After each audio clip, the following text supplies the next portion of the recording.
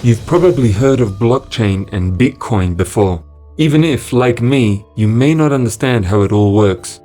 But have you thought about how it could be connected to the Mark of the Beast prophecy? First, we need to understand how important faith is in the whole world of business. People put money in banks and they put money in governments because they trust them. But even banks and governments still fail occasionally. Getting people to put faith in some kind of worldwide digital money system which would override all the governments and banks in the world is even more difficult, given that virtually every new program they come up with on the internet can still be hacked. Bitcoin is the first fully digital currency that has apparently beat the hackers, and blockchain is the software that makes it work. However, behind this new technology, there is a mysterious and ominous origin. Immediately after the financial crisis of 2008, right on Halloween, October 31st, blockchain was announced and gifted to the world by an anonymous source using the pseudonym Satoshi Nakamoto, who also made the first ever Bitcoin transaction known as the Genesis block. A little bit less than 10 years ago, someone, and we still really don't know who, figured out how to make data secure on the internet. In October of 2008, right in the midst of the financial crisis, immediately post-Lehman, a person came on the scene by the name of Satoshi Nakamoto. Satoshi was the founder of Bitcoin. And who is this person? Well, the funny thing is nobody knows who Satoshi Nakamoto is. It's a pseudonym. But putting aside that we don't know who Satoshi is, what Satoshi did is an economic revolution. And I'll tell you about that economic revolution. It's called Bitcoin. Bitcoin is a Pacioli ledger, but it's one that's not based on trust. It is a trustless ledger. Bitcoin, for everything you've heard in the papers, for everything you've read, is just a ledger. But unlike Pacioli's ledgers, it requires no trust of any kind. The ledger is called a blockchain. And a blockchain, what it does is it replaces trust with mathematics. You don't have to trust Lehman, you don't have to trust Wachovia, you don't have to trust the Federal Reserve. All you have to trust is a mathematical proof. Satoshi was the first person to make that mathematical proof work. It appears that once again, the technology genie has been unleashed from the bottle. Summoned by an unknown person or persons with unclear motives at a very uncertain time in history, this genie is once again at our disposal to fix a broken system and to transform the economic power grid and the old order of human affairs for the better, if we will it. This startling fact about the anonymity of this revolutionary technology that is said to transform everything from financial systems to legal contracts is hardly even touched upon as people rush forward with increasing ways to use this technology. Was it just a coincidence that it was gifted that fateful Halloween immediately after the financial crisis of 2008 as the solution to prevent such a thing from ever happening again? If ever a human population was given a Trojan horse, this could be the greatest of them all, given to the entire human population this time, with ramifications that could be even more devastating than those for the city of Troy all those centuries ago. I don't want to exaggerate the situation, but if the fact that nobody knows who designed this system doesn't cause you to seriously question all of this placid, or should we say greedy, acceptance, and growing insistence on its uptake in ever more areas of society, you must really not be thinking at all. Whoever this mysterious Satoshi Nakamoto is, he or she has managed to get the world to start adopting their system simply by literally giving people money, that is Bitcoins, in exchange for hosting the blockchain system and promising users a new version of digital money that can be instantly transferred from one person to another without having to go through a bank. When you give money to someone, you no longer have it. With money, it's essential to know that you're not getting a copy. and no one had yet figured out how to secure an open network like the internet in such a way that would guarantee that our money could not be changed, copied, or duplicated. Until now. So who maintains it? It's not one bank, a single trusted authority. In fact, it's the entire bunch of people. But to maintain this chain, you require resources. You require computing power, you require electricity, you require time, you require money. And so when Satoshi Nakamoto in 2008 invented this concept, he did a very brilliant thing. He created a currency along with it. And that currency was the incentive for all those people maintaining this chain. And that currency, because it was the Bitcoin blockchain, was called Bitcoin. This new technology, blockchain, was creating an internet of money that would allow us to transact freely directly between us without asking permission or paying gatekeepers.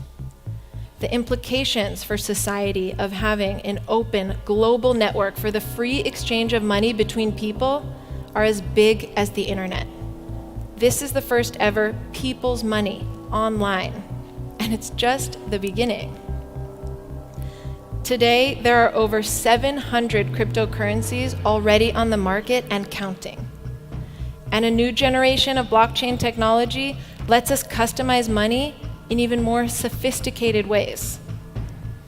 Imagine a currency that pays its own taxes, so you don't have to file at the end of the year. Imagine a currency that automatically gives discounts to certain citizens at the moment of purchase. Why people are so excited, including me, about blockchain is the fact that it promises to solve the two problems that the internet could not. The trust problem and the intermediation problem, and bring back actually a true, honest to goodness, peer-to-peer economy. Please take note that blockchain technology is also currently being implemented to register all of the world's citizens in a global biometric database to fulfill Goal 16.9 of the United Nations 2030 Sustainable Development Goals. Microsoft and Accenture are the two companies leading the way with this. Microsoft has also announced recently in May of 2019 that they are developing a global digital ID system based on the Bitcoin blockchain network, which they hope will be used in future to access services on the internet. And the World Economic Forum is pushing this as the future of all commerce. Blockchain technology is challenging the status quo in a radical way.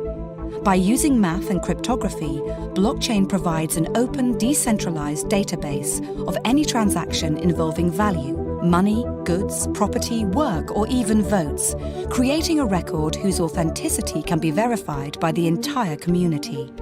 The future global economy will move towards one of distributed property and trust, where anyone with access to the internet can get involved in blockchain-based transactions, and third-party trust organizations may no longer be necessary.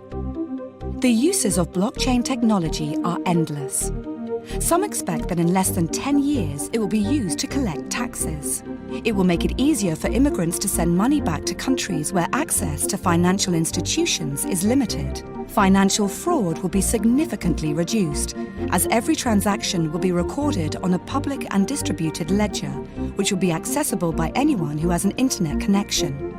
Blockchain will become a global, decentralized source of trust, but not everyone is ready to embrace it. Public authorities could find it more and more difficult to enforce traditional financial regulations due to the new possibilities offered by the Bitcoin network to bypass traditional financial intermediaries. Unimagined new networks will evolve to meet society's needs more cheaply and potentially more securely. Will governments, financial and legal institutions embrace blockchain? What will happen to the ones who don't? As you can see, blockchain technology has been touted as the birth of a new version of the internet and a technology that will revolutionize a whole range of industries around the world. It is seen by many as the solution to many of the world's financial and legal problems, and promises to help the unbanked and unregistered millions of the world with a transparent and secure system that can guarantee everything from their land ownership to their personal biometric identity. While the blockchain is touted as being decentralized, meaning that it's not under any one person's control, it is being developed and implemented by a relative handful of people who have access to it in a way that normal users don't. So while all the other centralized systems that we currently put our trust in, for example the banks, look like they're giving up their control, we are investing power into ever fewer hands with this blockchain technology. This is where artificial intelligence is being promoted as the answer to any flaws that enter the system through having humans in control of it. So much is said about it not requiring trust because it is infallible. But, in fact, it requires the highest form of trust, absolute trust. Trust in a system which we are told is infallible. But if it can be adjusted to deduct taxes, then someone, somewhere, has the ability to use it and to abuse it. This is what Satan's plan and the mark of the beast is all about. Whether it be human programmers or artificial intelligence, we are being corralled into putting our trust into the hands of man's systems, in the place of putting our ultimate trust in God. Indeed, this technology is encouraging us to eliminate the concept of trust and faith altogether and replace it with a simplistic, humanistic acceptance of data records, devoid of any moral element. We're being delivered into the hands of a system that wants to erode all trust except in itself. We're being lured into a system that promises us freedom from the banks and governments, but which will eventually lead to the greatest totalitarian system in the history of this planet. One day, an artificial intelligence-powered false god will demand that we see it as the only true source of life, that we only trust in it for our survival, or face the greatest persecution the world has ever seen. All independent, anonymous payment systems will cease, and the system will demand that all, both great and small, rich and poor, free and slave, receive a mark in their right hand or in their foreheads, and that no one may buy or sell except those who have the mark or the name of the beast or the number of his name. Satan has always manipulated the human race into giving him more power and control simply by appealing to our greed and pride. Blockchain technology and Bitcoin are the ultimate Trojan horse. Is this so-called gift to the world part of Satan's final preparation for manifesting himself publicly as the God of this world? Let's not be so easily deceived and lured into accepting such a system. Let's stay awake and be conscious of where the system is leading us. Let's keep encouraging each other to flee the values of this materialistic system and start living by the values of the kingdom of God, where our trust is not in man or his computerized systems, but in the living God, who has revealed himself through the life and teachings of Jesus. To keep up to date with worldwide developments that lead us closer to the implementation of the mark of the beast, make sure you subscribe to the channel and click the bell to receive notifications.